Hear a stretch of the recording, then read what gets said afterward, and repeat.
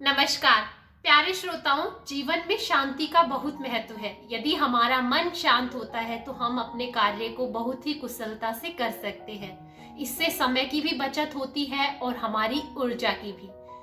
किसी भी कार्य को करने में मन की शांति का क्या महत्व है, यही उदाहरण प्रस्तुत करती हुई एक छोटी सी कहानी मैं आपके साथ साझा कर रही हूँ।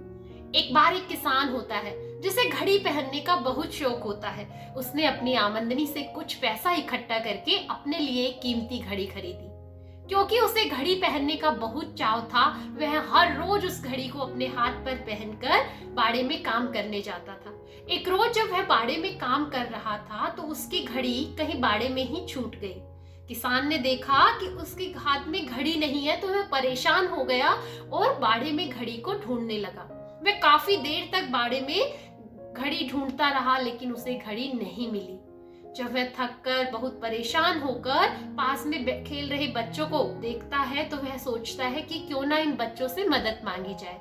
किसान बच्चों को बुलाता है और कहता है कि मेरी घड़ी इस बाड़े में कहीं गिर गई है। जो भी कोई बच्चा मेरी घड़ी को ढूंढ कर देगा मैं उसे एक बहुत अच्छा पुरस्कार दूंगा।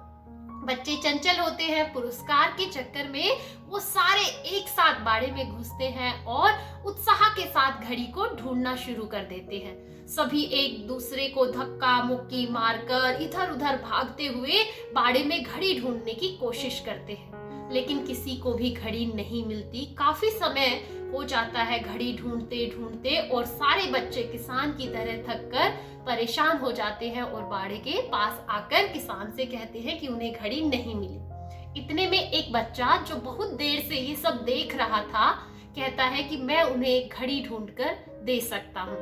किसान ने उससे कहा कि हाँ आप ऐसा कीजिए।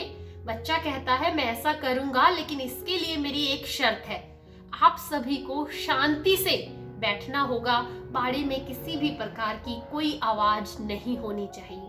सभी बच्चे और किसान बाड़े में शांति से बैठ जाते हैं। बच्चा भी उनके पास बैठ जाता है। एक पल बैठने के बाद वह उठता है और सीधा वहीं पहुंचता है जहां पर घड़ी पड़ी हुई थी। वह घड़ी उठाता है और किसान को आकर देता है कि ये लीजिए आपकी घड़ी। किसान बड़ी खुशी से अपनी घड़ी को लेता है और आश्चर्यजनक तरीके से पूछता है कि उसने यह काम कैसे किया। बच्चा बताता है कि उसने ऐसा कुछ नहीं किया।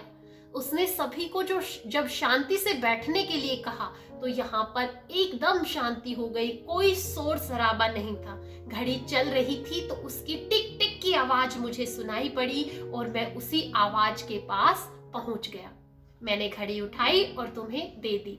तो प्यारे दोस्तों, एक शांत दिमाग जो होता है वो एक चंचल और थके हुए दिमाग से कहीं ज्यादा काम कर सकता है, कहीं अच्छा काम कर सकता है।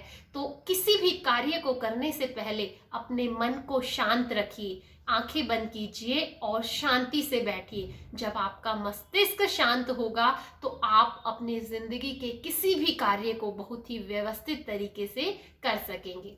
आत्मा हमेशा अपने आप को ठीक करना जानती है।